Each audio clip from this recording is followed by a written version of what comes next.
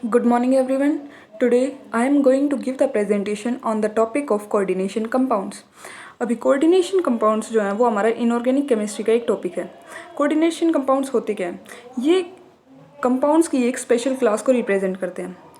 पहले इस बात को एक्सप्लेन करना बहुत मुश्किल था कि आखिर क्यों जो कुछ स्टेबल मॉलिक्यूल्स होते हैं वो भी किसी और के साथ बॉन्ड बना के कोई और मॉलिक्यूल्स बनाते हैं जो कि वो भी स्टेबल होते हैं। फॉर एग्जांपल जैसे कि H2 हो गया, NH3 हो गया, ये ऑलरेडी स्टेबल है लेकिन फिर भी ये कुछ किसी और कंपाउंड्स के साथ मिलके और कंपाउंड्स बनाते हैं और जो कि वो भी स्टेबल होते हैं। तो जो वर्नर थे उन्होंने ये कोऑर्डिनेशन कंपाउंड्स की थ्योरी दी थी। तो उन्होंने क्या बताया था कि कोऑर्डिनेशन कंपाउंड्स के अंदर क्या होता है, एक होता है सेंट्रल एटम।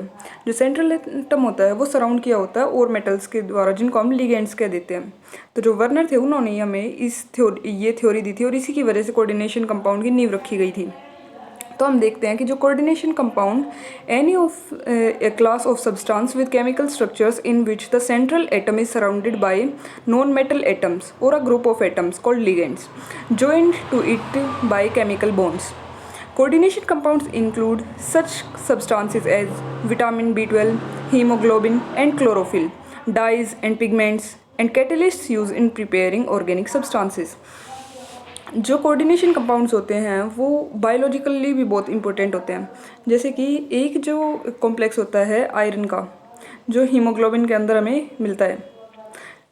हीमोग्लोबिन हमें किस में मिलते हैं? रेड ब्लड सेल्स के अंदर हमें हीमोग्लोबिन मिलते हैं और उसका काम क्या होता है? पूरी जितने लंग से ऑक्सीजन को पूरी और जितने भी टिश्यूज़ हैं उनके पास ऑक्सीजन को पहुंचाना।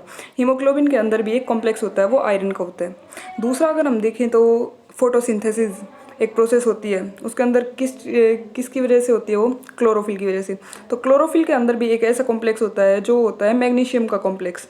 और हमें पता है फोटोसिंथेसिस कितनी इंपॉर्टेंट प्रोसेस होती है। कार्बन डाइऑक्साइड और वाटर को मिलकर वो शुगर के अंदर चेंज कर देती है।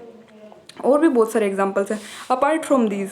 इनके अलावा भी जो कोऑर्डिनेशन कॉम्प्लेक्सेस हैं या फिर खाली क्या तो हम कोऑर्डिनेशन कंपाउंड्स कह सकते हैं, कॉम्प्लेक्सेस कह सकते हैं।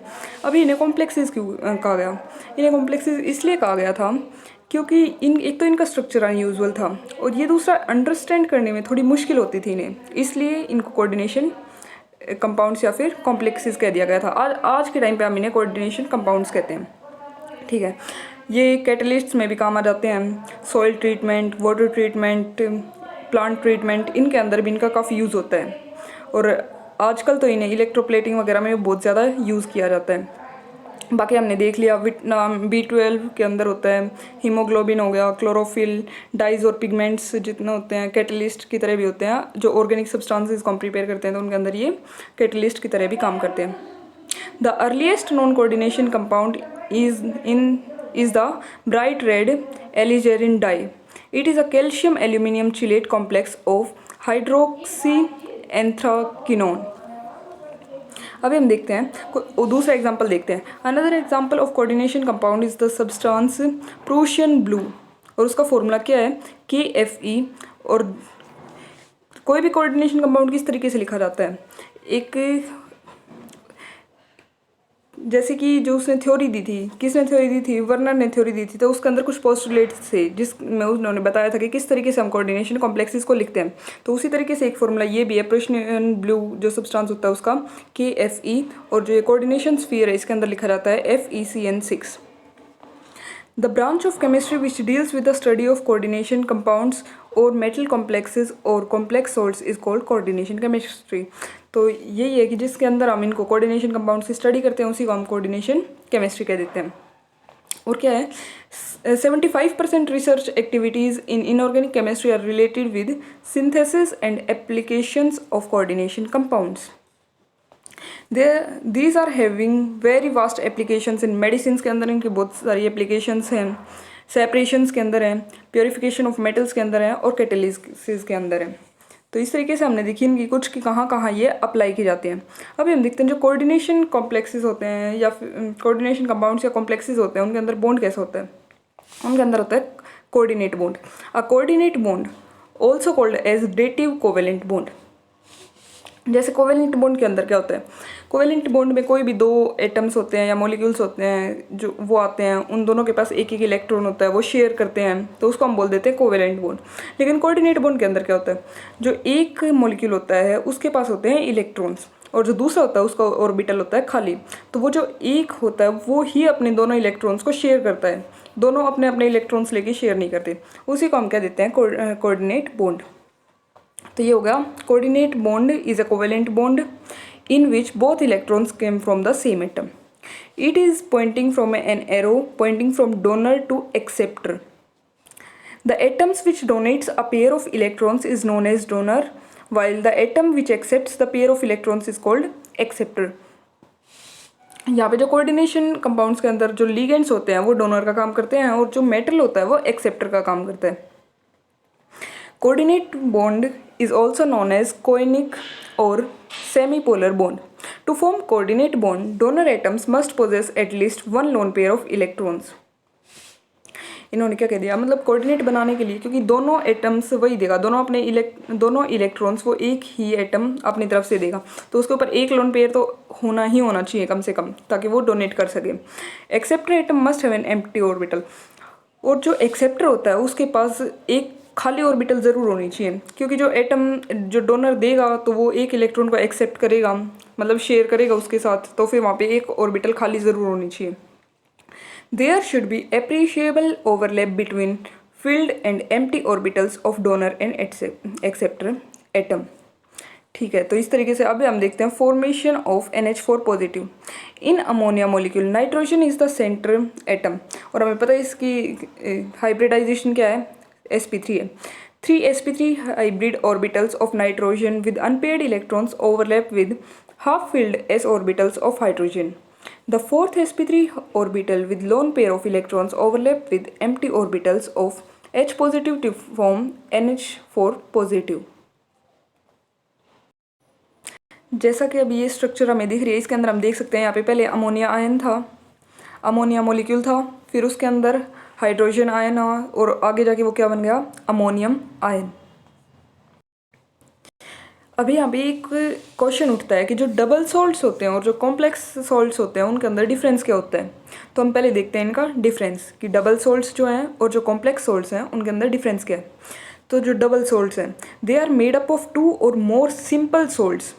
डबल सॉल्ट्स सिंपल सॉल्ट्स से मिलके बनते हैं, और जो कॉम्प्लेक्स सॉल्ट्स होते हैं वो बनते हैं combination of simple salt with electron rich ligands के साथ। जो डबल सॉल्ट्स होते हैं दे एग्जिस्ट इन क्रिस्टलाइन स्टेट, इन aqueous state dissociate completely into ions. जब किसी भी एक्वेस स्टेट मतलब एक्वेस स्टेट में जब वो चले जाते हैं तो वो कम्प्लीटली डिसोशिएट कर देते हैं आयंस के अंदर, जबकि कॉम्प्लेक्स सॉल्ट्स में ऐसा नहीं होता है। इनमें क्या होता है, they exist in solid state as well as in aqueous state, लेकिन वो कम्प्लीटली आयनाइज नहीं होते हैं। डबल सॉल्ट्स के अंदर क्या होता है, nature of bonding is ionic, weak van der Waals forces, जबकि कॉम्प्लेक्सेस में क्या होता है, usually nature of bonding is ionic, covalent and coordinate. यहाँ पे कोऑर्डिनेट बॉन्डिंग शो की जाती है। और जो डबल सॉल्ट्स में क्या होता है, कॉम्प्लेक्स आयन एब्सेंट होता है, और कॉम्प्लेक्सेस के अंदर क्या होता है, कॉम्प्लेक्स आयन प्रेजेंट होता है।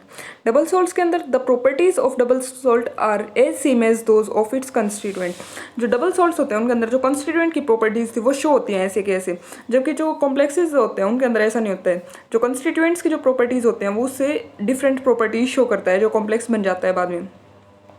जो डबल सॉल्ट्स होते हैं उसके अंदर क्या होता है, metal show their normal valency, जबकि जो कॉम्प्लेक्सेस होते हैं metal satisfied 2 types of valency. जो कॉम्प्लेक्सेस होते हैं, कोऑर्डिनेशन कंपाउंड्स होते हैं, उनके अंदर क्या होता है, जो भी मेटल होता है, सेंट्रल एटम होता है, वो 2 तरह की वैलेंसी शो करता है, एक तो प्राइमरी और एक सेकेंडरी वैलेंसी, और वो दोनों से वैलेंसीज को सेटिस्फाई करने की कोशिश करता है। In double salts losses it's identity in solution. जो डबल सॉल्ट्स होते हैं वो अपनी आइडेंटिटी को लॉस कर देते हैं, जबकि जो कॉम्प्लेक्सेस होते हैं वो रिटेन रखते हैं, मतलब वैसे के वैसे रहते हैं। इनके एग्जांपल देख सकते हैं हम। डबल सॉल्ट्स के एग्जांपल हम क्या क्या ले सकते हैं, एक तो मोहर सॉल्ट, पोटाशियम हम ले सकते हैं, और कॉम्प्लेक्सेस का potassium ferrocyanide, tetrammine copper sulphate etcetera. आगे हम देखेंगे और भी इनके कई सारे एग्जाम्पल्स। कोऑर्डिनेशन कंपाउंड्स के अंदर बहुत सारे अलग अलग साइंटिस्ट थे जिन्होंने अलग अलग थ्योरीज दी थी उनके स्ट्रक्चर और बॉन्डिंग को एक्सप्लेन करने के लिए, लेकिन कोई भी ऐसी थ्योरी नहीं थी जो कम्प्लीटली सेटिस्फाई कर पाए। फिर बाद में वर्नर ने अपनी थ्योरी दी थी जिसके अंदर उन्होंने ये कोऑर्डिनेशन कंपाउंड्स की बॉन्डिंग को एक्सप्लेन किया था और वो कम्प्लीटली सेटिस्फाई कर गई थी। तो जो अल्फ्रेड वर्नर थे उन्होंने 1893 के अंदर ये थ्योरी दी थी। उन्होंने अपनी थ्योरी के कुछ पोस्टुलेट्स दिए थे और जिस थ्योरी के बेस पे उन्हें नोबेल प्राइज़ भी मिला था 1913 के अंदर। और ये बात इंटरेस्टिंग होगी नोट करने के लिए कि ये इनऑर्गेनिक केमिस्ट्री के पहले ऐसे केमिस्ट थे जिनको नोबेल प्राइज़ से सम्मानित किया गया था। और जो दूसरे भी इनऑर्गेनिक केमिस्ट्री के जो जिन्हें नोबेल प्राइज़ मिला था जिन साइंटिस्ट्स को उन्होंने भी मेटल कॉम्प्लेक्सेस के ऊपर ही कुछ वर्क किया था, उसके ऊपर उन्हें नोबेल प्राइज़ मिला था। ठीक है, अभी देखते हैं कि उसके पोस्टुलेट्स क्या क्या थे।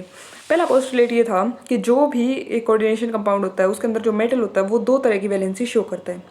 पहली वैलेंसी तो होती है प्राइमरी वैलेंसी और दूसरी होती है सेकेंडरी वैलेंसी। जो प्राइमरी वैलेंसी होती है वो आयनाइजेबल होती है, जबकि जो सेकेंडरी वैलेंसी होती है वो होती है नॉन आयनाइजेबल। प्राइमरी वैलेंसी को हम ऑक्सीडेशन स्टेट भी कह सकते हैं और जो सेकेंडरी वैलेंसी होती है उसको हम कोऑर्डिनेशन नंबर कहते हैं। और फिर दूसरा जो पोस्टुलेट उन्होंने दिया था वो ये था कि हर जो मेटल एटम होता है किसी भी कॉम्प्लेक्स के अंदर उसकी जो सेकेंडरी वैलेंसी होती है वो फिक्स्ड होती है। जो थर्ड पोस्टुलेट उन्होंने दिया था वो ये था कि जो मेटल एटम होता है वो अपनी प्राइमरी और सेकेंडरी दोनों वैलेंसीज को सेटिस्फाई करने की कोशिश करता है। जो प्राइमरी वैलेंसी होती है उसे वो नेगेटिवली आयन से सेटिस्फाई करता है और जो सेकेंडरी होती है उसको वो नेगेटिवली चार्ज से भी कर सकता है और न्यूट्रल एटम से भी कर सकता है सेटिस्फाई। फोर्थ जो पोस्टुलेट था उसकी थ्योरी का वो ये था कि जो प्राइमरी वैलेंसी होती है वो नॉन डायरेक्शनल होती है, लेकिन जो सेकेंडरी वैलेंसी होती है वो डायरेक्शनल होती है, मतलब उसकी एक फिक्स्ड पोजीशन है स्पेस के अंदर। तो इसलिए जो सेकेंडरी वैलेंसी होती है वो ही किसी भी कंपाउंड के स्ट्रक्चर की ज्योमेट्री को डिस्क्राइब करता है।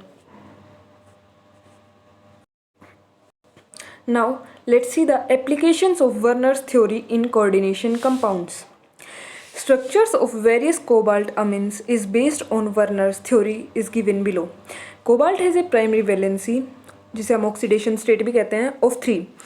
जैसे हमने कहा था कि हर जो मेटल एटम होता है उसकी फिक्स्ड सेकेंडरी वैलेंसी होती है, तो यहाँ पे कोबाल्ट कितनी शो करता है 3 की करता है and exhibit secondary valency of 6। The secondary valencies are represented by thick lines and primary valency is represented by broken lines or dotted lines. कई बार ऐसा होता है कि जो ये सेकेंडरी वैलेंसी होती है वो और प्राइमरी वैलेंसी होती है ये दोनों किसी एक आयन से ही होते हैं, तो उस टाइम पे हम कैसे रिप्रेजेंट करते हैं जो भी वो आयन होता है उसको हम डॉटेड और इसके सॉलिड और डॉटेड दोनों लाइन से रिप्रेजेंट करते हैं। नॉर्मली क्या होता है कि प्राइमरी जो वैलेंसीज को हम शो करते हैं उनको हम डॉटेड लाइन से शो करते हैं और जो सेकेंडरी वैलेंसीज होते हैं उनको हम सॉलिड लाइन से करते हैं। लेकिन कई बार ऐसा होता है कि प्राइमरी और सेकेंडरी दोनों ही कोई एक आयन सेटिस्फाई कर देता है वैलेंसीज को, तो उस टाइम पे हम उसे रिप्रेजेंट करने के लिए डॉटेड लाइन और सॉलिड लाइन दोनों को एक साथ रिप्रेजेंट करते हैं। COCl3.6 NH3 ये कॉम्प्लेक्स है। In this compound the coordination number of cobalt is 6 and all the 6 secondary valencies are satisfied by NH3 molecule. The 3 primary valencies are satisfied by chloride ion जिसे हम dotted line से show करेंगे। These are non-directional in character. These chloride ions are instantaneously precipitated on the addition of silver nitrate. जैसा हमने बताया था कि जो प्राइमरी वैलेंसी होती है वो आयनाइजेबल होती है, तो जब हम इस कॉम्प्लेक्स के अंदर अगर हम AgNO3 डाल देंगे तो हमें अलग से सिल्वर क्लोराइड के प्रेसिपिटेट शो हो जाएंगे जहाँ से हमें पता लगता है कि हाँ वो आयनाइज हुए हैं। The total number of ions in this case is 4, 3 chloride ions और एक कॉम्प्लेक्स आयन है। The central ion and the neutral molecules or ions satisfying secondary valencies are written in a square bracket while writing the formula of the compound. Hence, the complexes may be written as CONH36 bracket closed Cl3। अभी जो ये bracket के अंदर जो term हमने लिख रखी है इसे हम कहते हैं कोऑर्डिनेशन स्फीयर। अभी हम इसका फिगर देखते हैं कि किस तरीके से हम इसे रिप्रेजेंट करेंगे। जैसे हम यहाँ देख सकते हैं जो हमने अभी कॉम्प्लेक्स देखा था उसके अंदर क्या था, 3 जो Cl थे वो हमारी प्राइमरी वैलेंसी को सेटिस्फाई कर रहे थे, तो उन तीनों को हमने डॉटेड लाइन से शो किया है। जो 6 NH3 थे वो हमारी सेकेंडरी वैलेंसी को सेटिस्फाई कर रहे थे और उन्हें हमने सॉलिड लाइन से रिप्रेजेंट किया है। अभी दूसरा हम कॉम्प्लेक्स देखते हैं COCl3.5 NH3 कॉम्प्लेक्स। इस कंपाउंड के अंदर क्या होता है, जो कोऑर्डिनेशन नंबर है वो सेम है 6, लेकिन द नंबर ऑफ मोलिक्यूल्स यहाँ पे जो NH3 के हमने मोलिक्यूल्स लिए हैं वो कितने लिए हैं, 5 लिए हैं, लेकिन उसका कोऑर्डिनेशन नंबर कितना था, 6 था। तो एक जो यहाँ पे सेकेंडरी वैलेंसी का काम करेगी वो होगा Cl नेगेटिव आयन। ठीक है, 5 from 6 and one remaining position is now occupied by chloride ion. This chloride ion exhibits the dual behavior. अभी जो ये क्लोराइड आयन है ये डुअल बिहेवियर की तरह काम करेगा। कैसे, ये प्राइमरी वैलेंसी को भी सेटिस्फाई कर रहा है as well as secondary valency की तरह भी बिहेव कर रहा है। तो मतलब ये फुल लाइन इसने क्या रखा है ना, secondary valency is shown by full line and the primary valency is shown by dotted line in the figure. This structure satisfies the 3 primary and 6 secondary valencies of cobalt. Hence, the complex formed may be formulated by writing 5 ammonia molecules and 1 chloride ion inside the square bracket and the 2 chlorides ions outside the square bracket. इसका structure भी हम पहले देख लेते हैं कि किस तरीके से बनेगा। ये रहा COCl3.5NH3, ये कॉम्प्लेक्स है। इसके अंदर जैसे हमने देखा 2 क्लोराइड आयन थे वो तो प्राइमरी वैलेंसी की तरह काम कर रहे थे, तो उन्हें हमने डॉटेड लाइन से शो कर दिया। जो 5 NH3 थे वो सेकेंडरी वैलेंसी की तरह काम कर रहे थे, उनको हमने सॉलिड लाइन से कर दिया। एक Cl जो था वो सेकेंडरी वैलेंसी की तरह काम कर रहा था, तो उसे हमने डॉटेड और सॉलिड लाइन दोनों से रिप्रेजेंट किया। Now let's see next example. COCl3.4NH3 complex. In this compound, 2 chloride ion exhibits dual behavior of satisfying both primary and secondary valencies. This compound will give precipitation with silver nitrate corresponding to only 1 chloride ion, and the total number of ions in this case is 2. Hence, it can be formulated as square bracket के अंदर हम क्या लिखेंगे, COCl2 और NH3 4Cl। Next जो complex हम देख रहे हैं वो है COCl3.3NH3 complex. In this compound, 3 chloride ions satisfy primary as well as secondary valencies. No chloride ion will be precipitated on the addition of silver nitrate at room temperature. Therefore, the complex compound behaves as a neutral, non-conducting molecule. It may be formulated as COCl3NH3 thrice. उन दोनों का भी हम structure देख लेते हैं। यहाँ पे हम देख सकते हैं कोबाल्ट क्लोराइड 4NH3 है, उसके अंदर क्या है, 4 जो NH3 हैं वो सॉलिड लाइन से रिप्रेजेंट किया गया है, एक Cl जो प्राइमरी वैलेंसी की तरह था वो डॉटेड लाइन से शो किया गया है, और जो 2 क्लोराइड आयन थे जो सेकेंडरी की तरह भी काम कर रहे थे उन्हें हमने सॉलिड और डॉटेड दोनों लाइन से रिप्रेजेंट किया। इसी तरीके से हम COCl3.3NH3 कॉम्प्लेक्स को भी देख सकते हैं।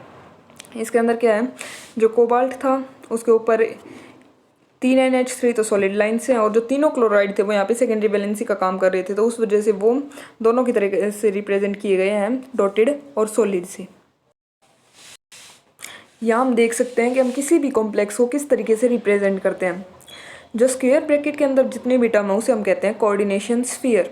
जो बाहर Cl2 है वो होते हैं फ्री आयंस। जो एक बीच में मेटल दिख रहा है उसे हम सेंट्रल मेटल एटम कहते हैं। जो यहाँ पे NH3 और जो Cl हैं वो लिगेंड्स का काम यहाँ पे कर रहे हैं जो कोऑर्डिनेशन स्फीयर के अंदर है। और जो 5 NH3 और 1 Cl मिलकर 6 हो रहा है, मतलब ये उसका कोऑर्डिनेशन नंबर है। ठीक है, अभी हम देखते हैं कुछ terminology in coordination compounds. Compound coordination entity क्या होती है पहले वो देखते हैं। A coordination entity constitutes a central metal atom or ion bonded to a fixed number of ions or molecules. For example, COCl3NH3 thrice is a coordination entity in which the cobalt ion is surrounded by 3 ammonia molecules and 3 chloride ions. Other examples are NiCO4, next is PtCl2NH3 twice, etc. Next हम देखते हैं कि central atom या फिर ion हम किसे कहते हैं। In a coordination entity the atom या फिर ion to which a fixed number of ions और group of ions are bound in a definite geometrical arrangement around it is called the central atom और ion. For example, the central atom और ion in the coordination entities are FeCN6 whole thrice 3 negative. इसके अंदर क्या है, Fe3 positive जो है वो central atom का काम कर रहा है। दीज सेंट्रल एटम्स और ions are referred to as Lewis acids, इन्हें लुईस एसिड्स भी कहा जाता है। नेक्स्ट देखते हैं लिगेंड्स। द आयंस और molecules bound to a central atom or ion in the coordination entity are called ligands. These may be simple ions such as chloride ion, small molecules such as water or ammonia, large molecules such as diethylamine, or even macromolecules such as proteins. These are classified as unidentate. Unidentate क्या होते हैं? When a ligand is bound to a metal ion through a single donor atom, as with chloride, water or ammonia, the ligand is said to be unidentate. आगे हम देखते हैं when a ligand can bind through two donor atoms in, जैसे ये है ethane 1,2 diamine, यहाँ पे 2 अमीन है, वो दो तरफ से डोनेट कर सकते हैं, या फिर हो गया ऑक्जेलेट आयन हो गया, the ligand is said to be bidentate. इस तरीके के लिगेंड्स को हम बाइडेंटेट कहते हैं। Polydentate ligands are those that can bind to a metal ion through several donor atoms. Examples हम देख सकते हैं, EDTA हो गया। EDTA is an important hexadentate ligand that can bind a central metal ion through 2 nitrogen and 4 oxygen atoms. Next देखते हैं, when a di or polydentate ligand uses its 2 or more donor atoms to bind a single metal ion, it is said to be chelate ligand. The number of such ligating groups is called the denticity of a ligand. Such complexes called chelate complexes tends to be more stable than similar complexes containing unidentate ligands. Ligands which can ligate through 2 different atoms is called ambidentate ligand. मतलब ये ऐसे होते हैं, वो कर दो जगह से कर सकते हैं अटैक, लेकिन करते एक जगह से हैं, तो उन्हें हम कहते हैं एम्बीडेंटेड लिगेंड। उनके एग्जांपल हम देख सकते हैं, NO2 versus ONO, SCN versus NCS, CN negative versus NC negative. इस तरीके के जो होते हैं उन्हें हम एम्बीडेंटेड लिगेंड्स कहते हैं। नेक्स्ट देखते हैं coordination number. The coordination number of a metal ion in a complex can be defined as the number of ligands donor atom to which the metal is directly bonded. For example, in the complex of PtCl62 negative, the coordination number of Pt is 4. Similarly, in the complexes COEN thrice 3 positive, the coordination number of CO is 6. फिर देखते हैं, it is important to note here that coordination number of the central atoms or ligands is determined only by the number of sigma bonds formed by the ligand with the central atom or ion. Pi bonds, if formed between the ligand and the central atom or ion, are not counted for this purpose. Next देखते हैं हम coordination sphere किसे कहते हैं। The central atom or ion and the ligands attached to it are enclosed in square brackets and is collectively termed as the coordination sphere. The ionizable groups are written outside the bracket and are called counter ions. For example, in the complex K4FeCN6, the coordination sphere is FeCN6 4 negative and the counter ion is K positive. अभी हम देखते हैं coordination polyhedron.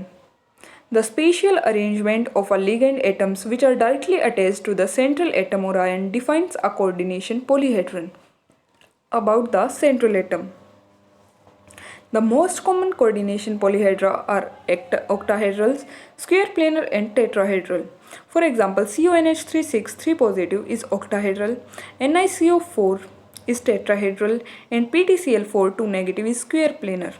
तो इस तरीके से हम यहाँ पे फिगर भी देख सकते हैं इनकी। Thank you.